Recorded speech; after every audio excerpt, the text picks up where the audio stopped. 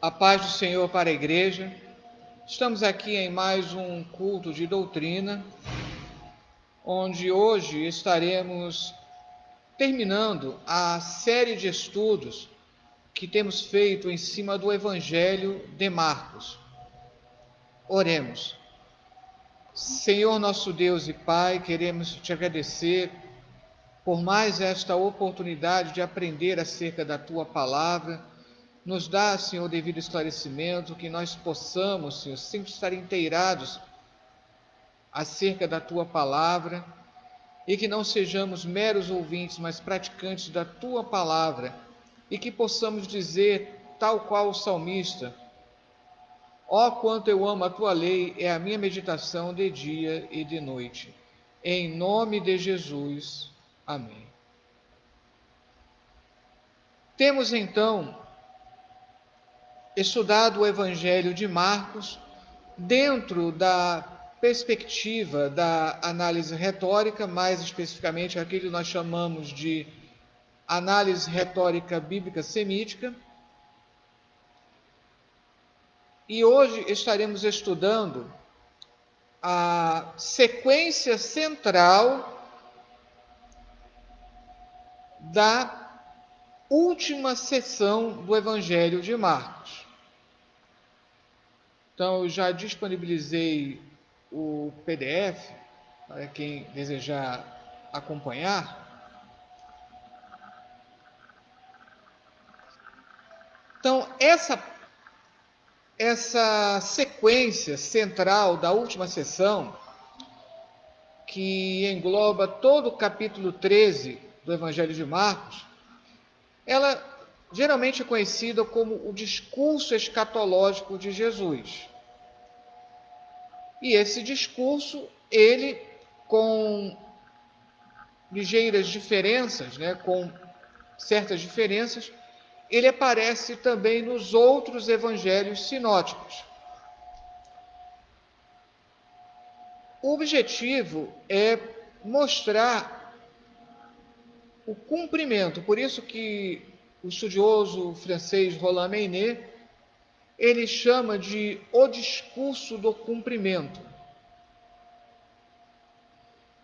Então, nessa sequência, que vai do versículo 1 até o versículo 37, nós temos uma introdução nos 4 primeiros versículos, ou seja, do versículo 1 até o versículo de número 4, e depois nós temos 3 subsequências. Do versículo 5 até o versículo de número 23, nós temos o tempo da prova e do testemunho. Aí vem a subsequência central, que pega dos versículos 24 ao 27, a vinda do Filho do Homem. E a linha, correspondendo com a primeira subsequência, o tempo da espera e da vigília, dos versículos 28 ao 37. Então aqui vamos percebendo aquilo que desde a primeira parte nós temos salientado. Como a análise retórica descobre aqui a preferência do Evangelho de Marcos por essa disposição tríplice. Embora nem sempre ela se apresente, ela é a predominante, mas quando nós pegamos essa primeira subsequência, que vai do versículo 5 ao 23, nós encontramos, por exemplo, 5 passagens. Embora aquilo que nós já temos visto em outras ocasiões, as 2 primeiras podem formar um agrupamento e as 2 últimas outro agrupamento. Mas as 3 passagens da primeira subsequência, nós temos sempre em torno dos imperativos de Jesus, chamando a atenção. Então, versículos 5 e 6, guarda-te. Depois, dos versículos 7 a 8, quando ouvirdes. E aí, na parte central, ou seja, a passagem central, estai de sobreaviso, dos versículos 9 até o 13. Agora retorna, Belinha, quando virdes, versículos 14 ao 20. Então percebam, lá do 7 ao 8, quando ouvirdes. E aqui dos versículos 14 ao 20, quando virdes. E aí, versículos 21 ao 23, de novo, guarda-te. Fechando, então, essa primeira subsequência. A última subsequência, aí ela está organizada de maneira tríplice. Versículos 28 ao 31, a parábola da figueira. Lembram que essa imagem da figueira já tinha sido utilizada lá atrás? Então, notem como reaparece aqui. A passagem central, um versículo apenas, o momento da vinda do Filho do Homem. Ou mais, de maneira mais adequada, né? Explicitando que você não tem condições de saber o momento da vinda do Filho do Homem, porque isso pertence apenas ao Pai. A linha dos versículos 33 ao 37, vigiai. Então, a parábola da figueira, ela aqui faz um contraponto a essa exortação ao vigiar, justamente porque a maneira como Jesus mostra a parábola da figueira é justamente para estar vigilante. Então, agora, um detalhe interessante, as correspondências que nós encontramos aqui. Juntando o guarda-te dos versículos 5 ao 6 com quando ouvirdes, isso faz uma correspondência com a exortação, que é uma exortação para ouvir, faz uma correspondência também com a parábola da figueira. Enquanto que, juntando dos versículos 14 ao 20, junto com o 21 ao 23, quando virdes, e o segundo guarda-te, ele faz uma correspondência com a exortação para vigiar, dos versículos 33 ao 37. Então, há essa correspondência aqui. E agora nós vamos esmiuçar um pouquinho essa passagem central de toda essa sequência, que é dos versículos 24 ao 27, que falam especificamente da vinda do Filho do Homem. Então, como eu tenho feito, vou acompanhar aqui pela tradução alternativa que eu disponibilizo. São apenas 4 versículos, organizados em 3 trechos. O primeiro trecho pegando os versículos 24 e 25, o trecho central, o versículo de número 26, e o último trecho, o versículo 27. Então nós temos assim: mas naqueles dias, depois daquela tribulação, o sol será escurecido e a lua não dará sua claridade. As estrelas estarão do céu caindo e os poderes que estão no céu abalar-se-ão. Aí no versículo 26. E então verão o Filho do Homem vindo nas nuvens, com poder grandioso e glória. Agora o último trecho. E então enviará os anjos e reunirá os eleitos seus, dos 4 ventos, da extremidade da terra até a extremidade dos céus. Então, eu vou fazer uma análise agora dessa passagem central e depois eu vou mostrar um pouco como esse discurso escatológico ele aparece nos outros evangelhos, ou seja, aquilo que nós chamamos de uma leitura sinótica. Mas primeiro vamos fazer a análise aqui. Nós temos 3 trechos e esse é o motivo pelo qual Roland Maynet ele chama essa sequência de cumprimento. Porque todo o discurso escatológico tem como ponto crucial a vinda de Jesus, que é um cumprimento, porque ela é esperada e aguardada pelas profecias do Antigo Testamento.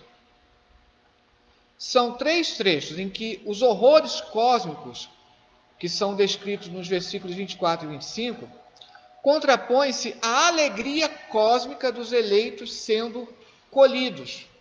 Aqui há a comparação, de uma colheita. E o ponto focal, ponto principal, está no versículo 26, em que fala da visão da vinda do Filho do Homem.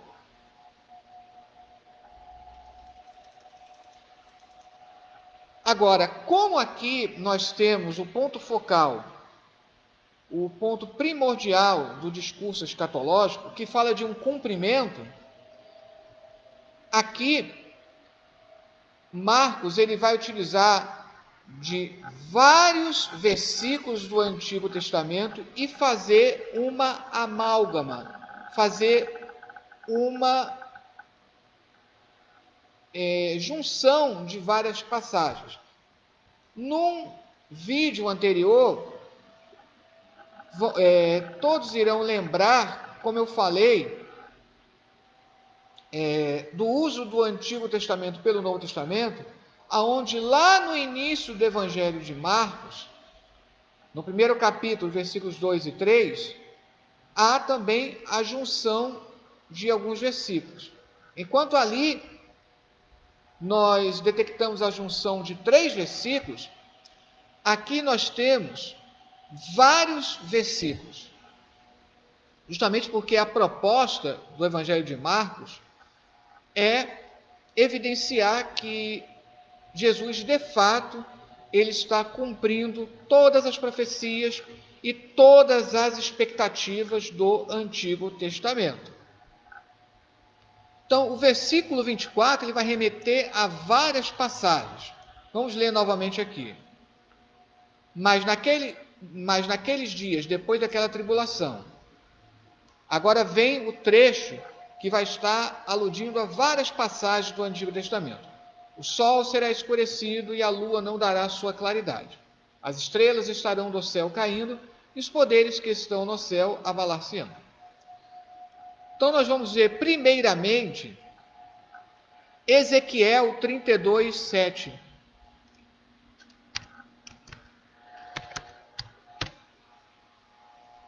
Então, Ezequiel 32, 7. Quando eu te extinguir, cobrirei os céus e farei enegrecer as suas estrelas.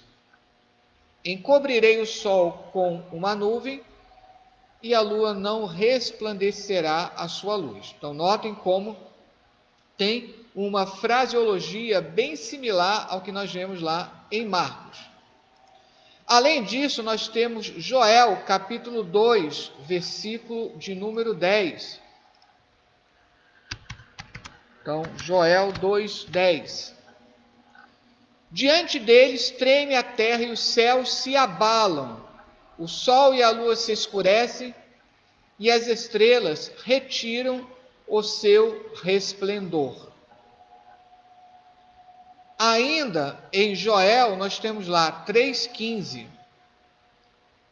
Joel 3,15. O sol e a lua se escurecem e as estrelas retiram o seu resplendor. Então vejo como esse tema, do sol, lua, estrelas escurecendo, dos céus se abalando, isso vai sendo repetido. E há também uma menção lá em Amós 8:9. Lembrem que fizemos recentemente um estudo dentro do livro do profeta Amós, Então, Amós 8:9. Sucederá que naquele dia, diz o Senhor Deus, farei que o sol se ponha ao meio-dia e entenebrecerei a terra em dia claro. Então, todas essas passagens, elas são aludidas aqui. Agora, os estudiosos costumam dizer que o paralelo mais próximo é de Isaías 13:10. E, inclusive, tendo a sequência de palavras muito próxima da versão grega, ou seja, da Septuaginta, que eu coloquei aqui. Então, Isaías 13:10.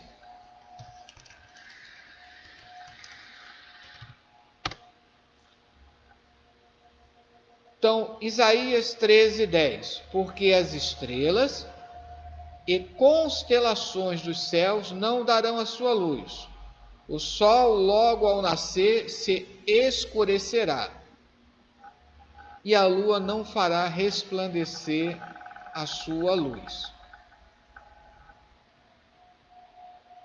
E, embora as outras passagens, de uma certa maneira, também toquem nesse tema, mas aqui o contexto é de juízo. É o contexto mais claro de juízo.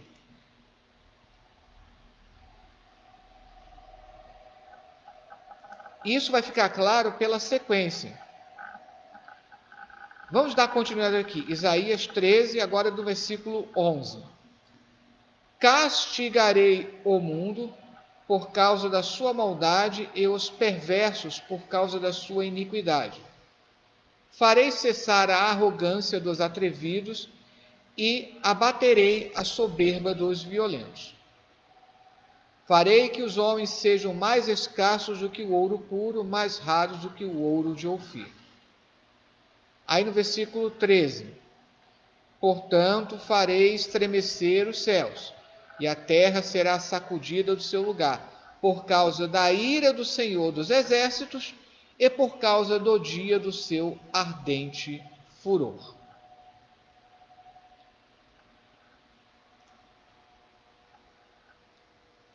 Então, todas essas passagens, que nós citamos, elas estão ali aludidas, em Marcos 13:24, porém, o paralelo mais próximo está justamente aqui em Isaías 34:4.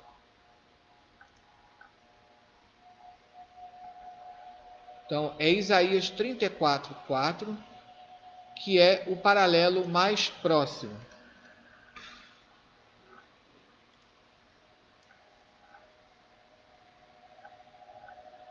Ali no versículo 24, Isaías 13:10, e agora no versículo 25, você tem Isaías 34:4.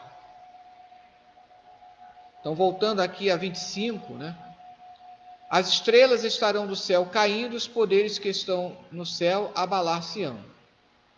Então, embora os estudiosos se dividam aqui, qual é o antecedente, não fique tão claro, mas, em geral, se fala muito de Isaías 34:4. E lembre aquilo que nós falamos em outra ocasião, como o Evangelho de Marcos ele tem essa predileção por Isaías. Então, Isaías 34:4. E que aqui também é o contexto de juízo. Todo o exército dos céus se dissolverá, e os céus se enrolarão como um pergaminho. Todo o seu exército cairá, como cai a folha da vide e a folha da figueira. E além de Marcos 13:25, muitas passagens paralelas nos evangelhos, é interessante como isso também é mencionado lá em Apocalipse 6:13 e 14. E como também se menciona ali a figueira. Bem interessante isso. Então vamos, Apocalipse 6, versículos 13 e 14. As estrelas do céu caíram pela terra como a figueira, quando abalada por vento forte, deixa cair os seus figos verdes. E o céu recolheu-se como um pergaminho quando se enrola. Então todos os montes e ilhas foram movidos do seu lugar. Então, veja como Marcos 13, 25, ele cita Isaías 34, 4, e como ambos serão mencionados aqui.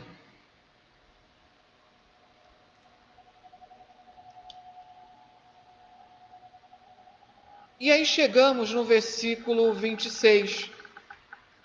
E o versículo 26, que é o trecho principal, a alusão aqui, ela é clara. Tanto é que ela é indicada na maioria das Bíblias. Não precisa nem ser uma Bíblia de estudo. A maioria das Bíblias comuns tem essa citação no rodapé. Então verão o Filho do Homem vindo nas nuvens com poder grandioso e glória. Então, uma citação de Daniel 7, 13 e 14. Daniel 7, 13, versículos 13 e 14. Então, dentro do contexto imediato, Daniel capítulo 7 é a abertura da segunda parte do livro de Daniel, e aqui ele tem uma visão. Enquanto na primeira parte se concentrava mais na questão dos sonhos, aqui essa segunda parte ela se concentra mais nas visões. E é justamente isso que Daniel fala aqui, no versículo 13. Eu estava olhando nas minhas visões da noite, e eis que vinha com as nuvens do céu um como filho do homem, e dirigiu-se ao ancião de dias, e o fizeram chegar até ele. Foi-lhe dado domínio e glória e o reino para que os povos, nações e homens de todas as línguas o servissem. O seu domínio é domínio eterno que não passará, e o seu reino jamais será destruído. Só para nós recordarmos aqui, antes, no capítulo, aqui no início do capítulo 7, ele tem primeiramente a visão de 4 animais. 4 animais esses que representam 4 reinos. Depois da visão desses 4 animais que remetem a 4 reinos,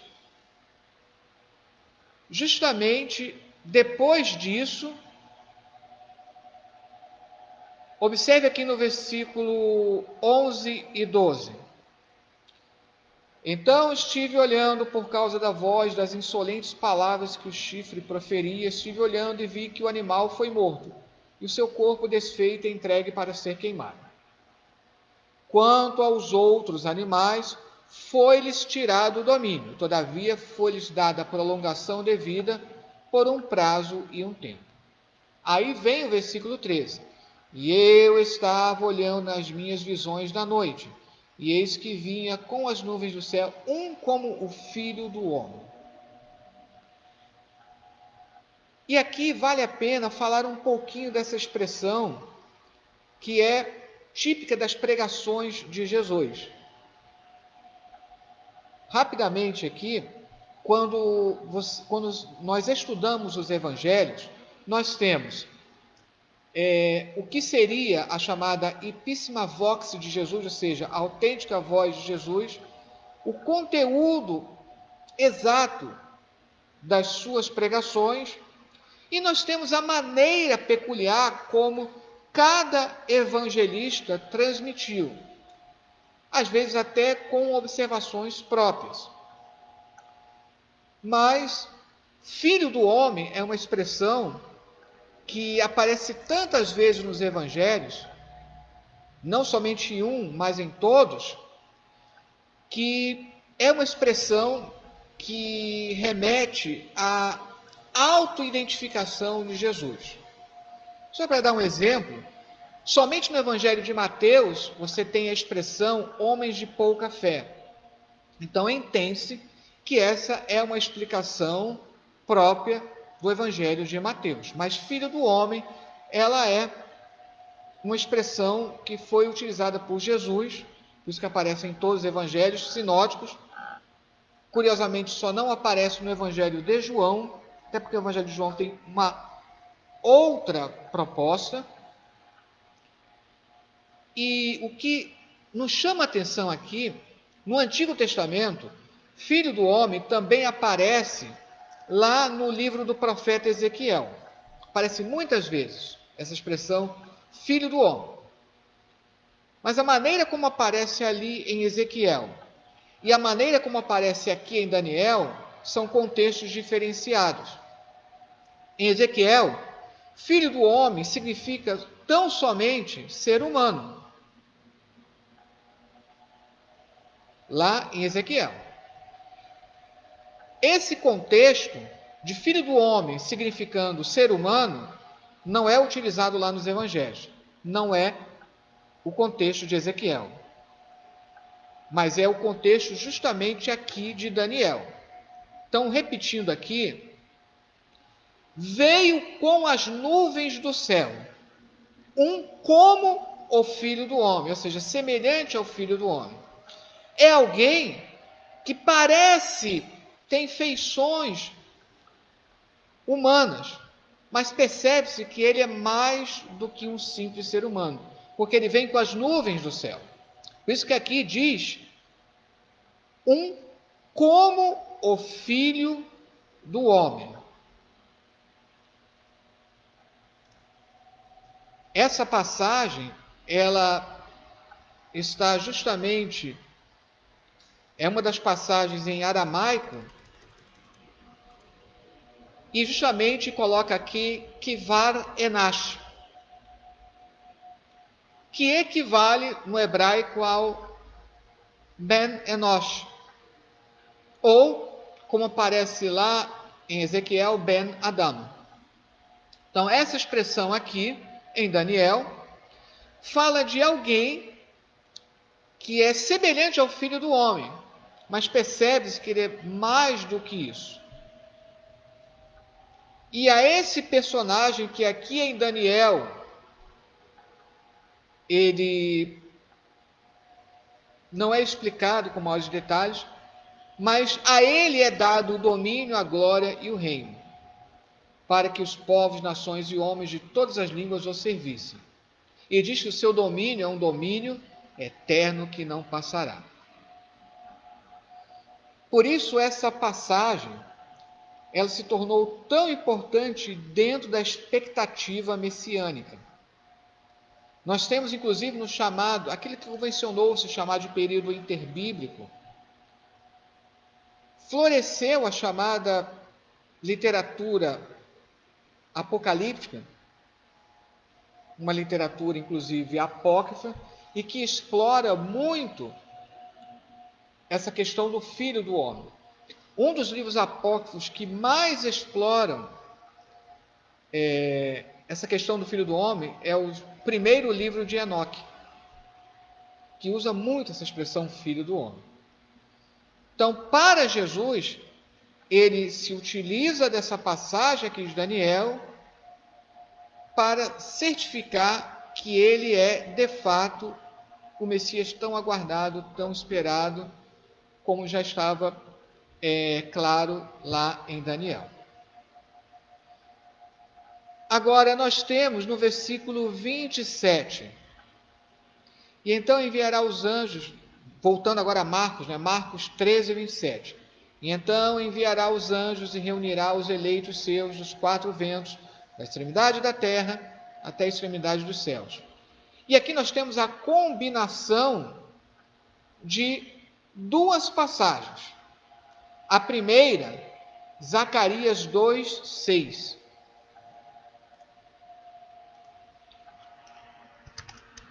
Zacarias 2,6, um dos profetas menores, um dos últimos profetas menores. Então, a menção dos 4 cantos, né? Quando nós temos aqui, ó, os 4 ventos. Então, nós temos lá em Zacarias 2,6. Fugi agora da terra do norte, diz o Senhor, porque vos espalhei como os 4 ventos do céu, diz o Senhor. E vai combinar com Deuteronômio 30, versículo 4. E essa passagem, ela será crucial. Observe o que diz Deuteronômio 30, versículo 4. Ainda que os teus desterrados estejam para a extremidade dos céus, desde aí te ajuntará o Senhor teu Deus e te tomará de lá. Para entender o contexto aqui de Deuteronômio capítulo 30, falar um pouquinho aqui de Deuteronômio. Deuteronômio é o livro do Antigo Testamento que associa justamente a graça, a misericórdia com a dádiva da lei. Então diz aqui, logo no início: quando, pois, todas essas coisas vierem sobre ti, a bênção e a maldição que pus diante de ti, se te recordares delas entre todas as nações para onde te lançar o Senhor teu Deus, e tornares ao Senhor teu Deus, tu e teus filhos, de todo o teu coração e de toda a tua alma, e deres ouvido a sua voz, segundo tudo que hoje te ordeno, então o Senhor teu Deus mudará a tua sorte e se compadecerá de ti, e te ajuntará de novo de todos os povos entre os quais te havia espalhado o Senhor teu Deus. Aí vem o versículo 4. Ainda que os teus desterrados estejam para a extremidade dos céus, desde aí te juntará o Senhor teu Deus e te tomará de lá. Então aqui, o versículo 27, ele pega o tema do retorno do exílio, que aparece lá, que é bem forte em Deuteronômio, o tema do retorno do exílio. Deus prometendo que todos aqueles que forem espalhados entre as nações, que Deus os ajuntará e os trará de volta. E aqui, Marcos, Jesus, né, no Evangelho, segundo a descrição do Evangelho de Marcos, ele aplica para todos, não somente aos judeus. E é por isso que aqui ele toca no tema dos eleitos, da eleição. Quando se fala de eleição, existe um povo eleito no Antigo Testamento, que é o povo judeu. Mas as promessas que foram dadas a Israel, a não ser algumas promessas específicas, como questões do território de Israel, a guarda do sábado, a questão das festas, etc. e tal, mas promessas de cunho mais amplo que foram dadas a Israel agora são extensivas também à igreja. E é por isso que toda essa linguagem de eleitos, de ajuntar desde os 4 ventos, de uma extremidade à outra, né? Isso vai ser utilizado também para toda a igreja, para todos aqueles que em todas as épocas, eles creem em Jesus como seu Salvador. Todos aqueles que pela fé abraçam a fé em Jesus. E isso vai ficar bem claro lá no início da primeira carta de Pedro, em que você tem a menção dos eleitos, da dispersão, ou seja, da diáspora, ou seja, daqueles que foram espalhados. Veja como está aqui na primeira carta de Pedro. Pedro, apóstolo de Jesus Cristo, aos eleitos que são forasteiros da dispersão, ou seja, da diáspora, no Ponto, Galácia, Capadócia, Ásia e Bitínia. Olha o versículo 2. Eleitos segundo a presciência de Deus Pai, em santificação do Espírito, para a obediência e a expressão do sangue de Jesus Cristo. Graça e paz vos sejam multiplicados.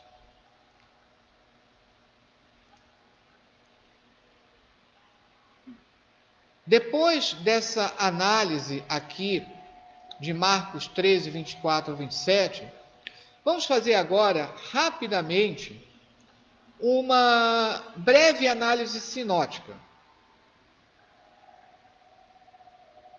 Como eu disse lá no início, o Evangelho de Marcos é o primeiro a ser escrito. Ele foi colocado em segundo na ordem canônica, mas ele é o primeiro a ser escrito. E é interessante verificar como os outros evangelhos trabalharam esse discurso escatológico. Então, primeiramente, veremos em Mateus. Em Mateus, o discurso escatológico também é colocado antes da descrição da paixão de Cristo, que culmina com a sua crucificação e ressurreição.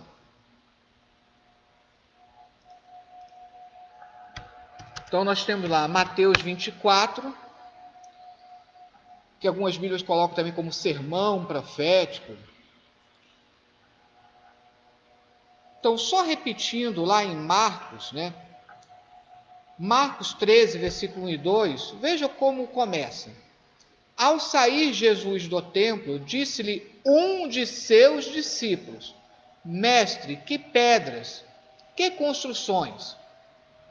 Aí no versículo 2, mas Jesus lhe disse: Vês estas grandes construções? Não ficará pedra sobre pedra que não seja derribada.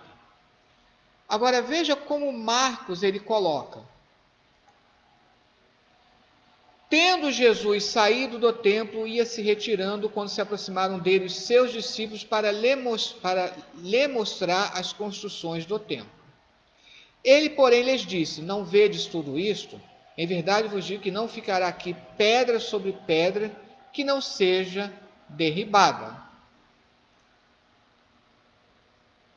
Então, lá em Marcos, ao sair Jesus do templo, aqui em Mateus, também coloca quando Jesus saía do templo, quando ele ia se retirando. Mas enquanto Marcos salienta que um de seus discípulos fez um elogio rasgado ao templo, que pedras, que construções. E, de fato, existem relatos de como o templo ele se tornou grandioso. Era considerado uma das maravilhas do mundo antigo. E ele ficou ainda mais grandioso depois de reformas que fizeram uma ampliação, reformas essas feitas por Herodes. Lá no Evangelho de João, quando falam para Jesus, levamos 46 anos, e tu reerguerás esse templo em 3 dias, estão se referindo ao período de reforma que estava tendo através de Herodes. Mas, aqui, lá em Mateus, ao invés de você ter um dos discípulos fazendo o elogio, apenas mostra os discípulos em conjunto mostrando as construções do templo. Aí o versículo 2, que é praticamente idêntico, tanto em Mateus quanto em Marcos. Não vedes tudo isso? Em verdade vos digo que não ficará aqui pedra sobre pedra que não seja derribada. É uma pena que não tem como mostrar o mapa aqui, que iria ajudar muito, mas o templo, ele foi construído por Salomão, destruído pelos babilônios e depois reconstruído por Zorobabel. Na época de Herodes, ele cercou o templo, proporcionando um espaço muito mais amplo. E esse espaço é o que convencionou-se chamar de o pátio dos gentios, porque ali todos poderiam estar. O templo em si, só os judeus tinham acesso. E aqui essa profecia se cumpriu. Não ficou pedra sobre pedra do templo. Absolutamente nada restou do templo. Aonde ficava o templo em si, hoje tem o Domo da Rocha, que é considerado o terceiro lugar mais sagrado pelos muçulmanos. O que hoje se chama de Cotelo, ou para nós o Muro das Lamentações, é uma parte dessa cerca, digamos assim, que Herodes colocou em volta do templo, aumentando o espaço externo do templo, fazendo com que o templo ganhasse um pátio externo enorme, que era conhecido como Pátio dos Gentios. Mas o Muro das Lamentações, ele não pertencia de fato ao templo, que ficava dentro dessa construção. Era uma espécie de caixote, né? É como se o templo tivesse, como se ele tivesse construído um caixote para circundar e proteger o templo. Então nós temos aqui como Mateus ele foi seguindo bem de perto como Marcos escreveu, e ele foi apenas dando alguns retoques, às vezes acrescentando uma informação ou outra. Então nós temos aqui, seguindo como a Bíblia Almeida, né, ela coloca nos títulos, né, que também de uma certa forma é mais esmiuçada aqui porque a corrigida ela vai colocar menos títulos. Então, a atualizada ela é mais esmiuçada. Então, o princípio das dores, aquilo que a Bíblia atualizada, na Almeida atualizada, coloca como dá como título o princípio das dores, vai do versículo 3 ao 13, Marcos 13, do versículo 3 ao 13, e é acompanhado aqui em Mateus 24, versículo 3 ao 14. Segue mais ou menos o mesmo esquema, mas, por exemplo, o versículo Mateus 24, 12 é uma observação própria de Mateus, que você não vê ali em Marcos. E por se multiplicar a iniquidade, o amor de muitos se esfriará. Depois vem a descrição em si da grande tribulação. Do versículo 15, em Marcos, no capítulo 13, vai do versículo 14 ao 23, e aqui em Mateus 24, do versículo 15 ao 28. Ele acrescenta a seguinte observação, ou faz uma pequena mudança, né? Porque lá no versículo 23, em Marcos 13, 23, ele coloca assim: estai vós de sobreaviso, tudo vos tenho predito.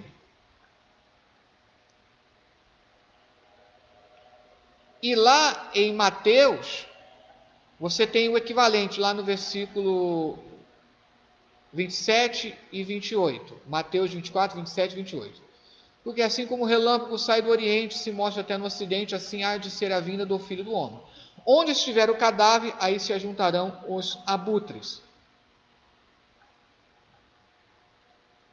Depois, a vinda do Filho do Homem.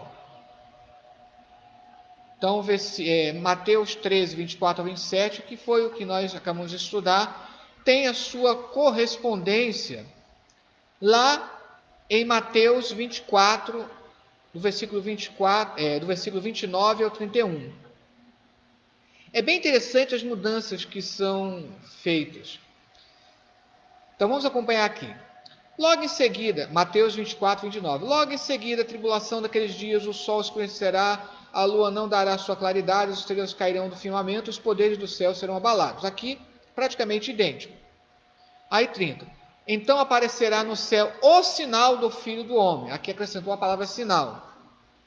Todos os povos da terra se lamentarão, isso aqui não tinha lá em Marcos, e verão o Filho do Homem vindo sobre as nuvens do céu com poder e muita glória. Então aqui acrescentou a questão do sinal e dos povos da terra se lamentando. É interessante que aqui o texto grego utiliza a palavra semeio. Ela é muito explorada lá no Evangelho de João, essa questão dos sinais. Sinais e prodígios. O versículo 31, Mateus 24, 31. E ele enviará os seus anjos com grande clangor de trombeta. Esse detalhe aqui da trombeta não é mencionado lá em Marcos. Os quais reunirão os seus escolhidos dos quatro ventos de uma a outra extremidade dos céus. E é interessante que quando você abre lá além daquelas passagens que nós mencionamos lá em Marcos, essa citação aqui do grande clangor de trombeta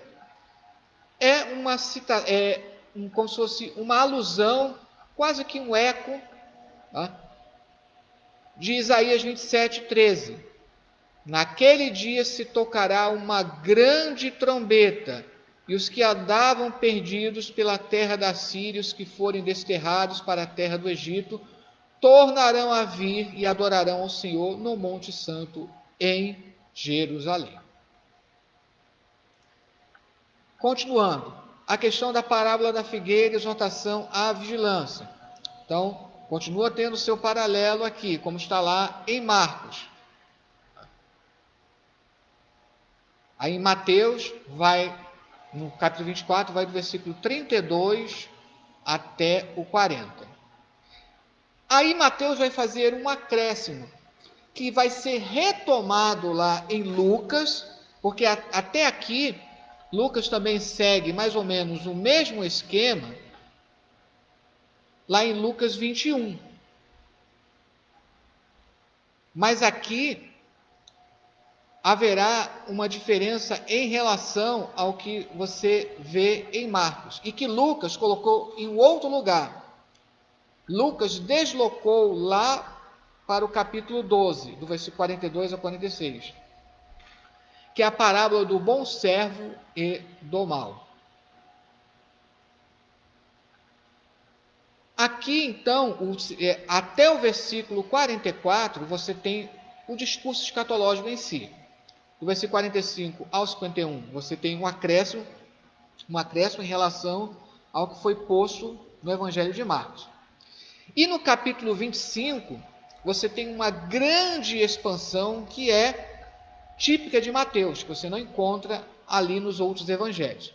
A parábola das 10 virgens, a parábola dos talentos e a descrição do grande julgamento. Então, tudo isso é bem peculiar a Mateus. Como é que Lucas ele organizou? Essa parte final aqui que Mateus acrescentou, Mateus 24, versículo 32, Mateus 24, versículo 45 ao 51, foi jogado lá para Lucas 12. Mas o sermão profético ou discurso escatológico, ele em si está lá em Lucas 21.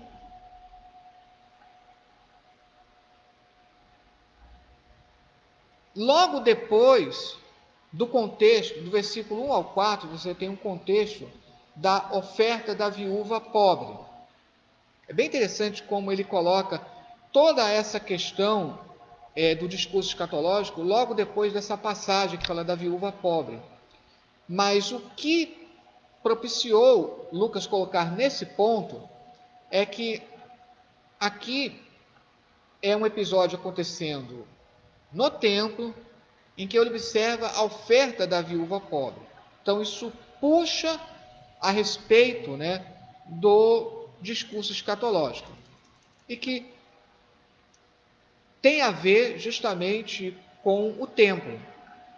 Veja como ele colocou de maneira diferente, para poder puxar essa passagem da viúva pobre. Veja aqui em Lucas 21, versículos 5 e 6. Falavam alguns a respeito do templo, como estava ornado de belas pedras e de dádivas, ou seja, de ofertas. Ele acabou de falar da oferta da viúva pobre.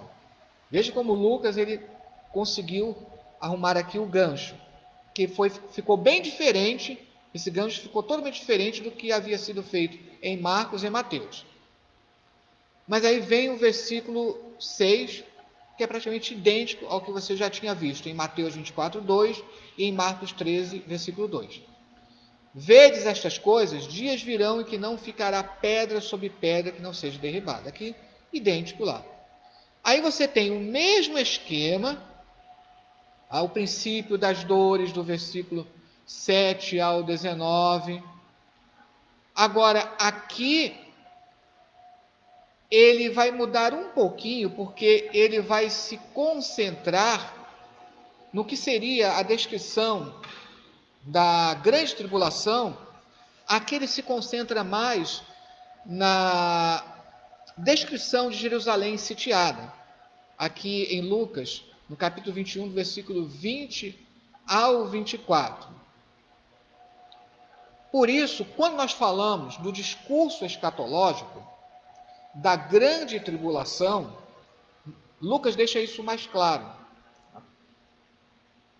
O discurso escatológico, ele não é um discurso voltado totalmente para o nosso futuro. Então, boa parte já aconteceu, pouco tempo depois da ressurreição de Jesus, e vai acontecer novamente, se repetir. E aí nós vamos entender, por exemplo, veja aqui o versículo 20, Lucas 21, 20. Quando, porém, vides Jerusalém sitiada de exércitos, sabei que está próximo à sua devastação. Lá em Marcos e Mateus isso não ficou tão claro. Aqui Lucas deixa mais claro. Então, o contexto da grande tribulação fala primeiramente da destruição do templo no ano 70, pelo general Tito, pelas tropas romanas. Então, o momento em que o templo foi destruído, e se cumpriu então a profecia de Jesus que dizia: vedes essas pedras, essas construções, não ficará pedra sobre pedra. Tanto é que até hoje o templo ele não foi reconstruído. E fica claro também certas menções que são enigmáticas, que você não compreende se você não entender esse contexto lá da destruição no ano 70. Ai das grávidas. Por quê? Porque quando o exército romano invadiu Jerusalém, os soldados eles tinham o hábito de, com a espada, pegar as mulheres grávidas e tirar seus bebês do ventre, matando, obviamente, tanto a mãe quanto a criança. Quando lá em Mateus e Marcos, que essa descrição não aparece aqui em Lucas, orai para que a vossa fuga não se dê no dia de sábado, porque dia de sábado existe a determinação para que o judeu não percorra certa distância, e no dia de sábado ficava mais fácil, então, capturar os judeus. Existe até, Flávio Josefo fala que anos antes, durante a revolta dos Macabeus, muitos foram mortos porque se recusavam terminantemente a guerrear e revidar no dia de sábado. Por isso que depois os rabinos eles mudaram essa questão, mostrando que para a defesa da vida poderia sim se combater dia de sábado.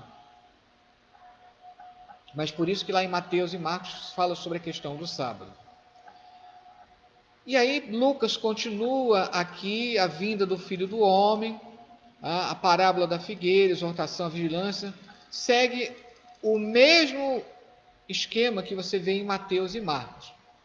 Só que além de estar aqui em Lucas 21, nós também temos um contexto lá em Lucas 17, que não deixa também de ter uma conotação escatológica. Isso você vê lá em Lucas, no capítulo 17, do versículo 20 até o 37. E é interessante que lá no final, versículo 37, Lucas 17, 37. Então lhe perguntaram: onde será isso, Senhor? Respondeu-lhes: onde estiver o corpo, aí se juntarão também os abutres. Que está lá em Mateus 24, 28. Ou seja, esse foi o caminho dos evangelistas.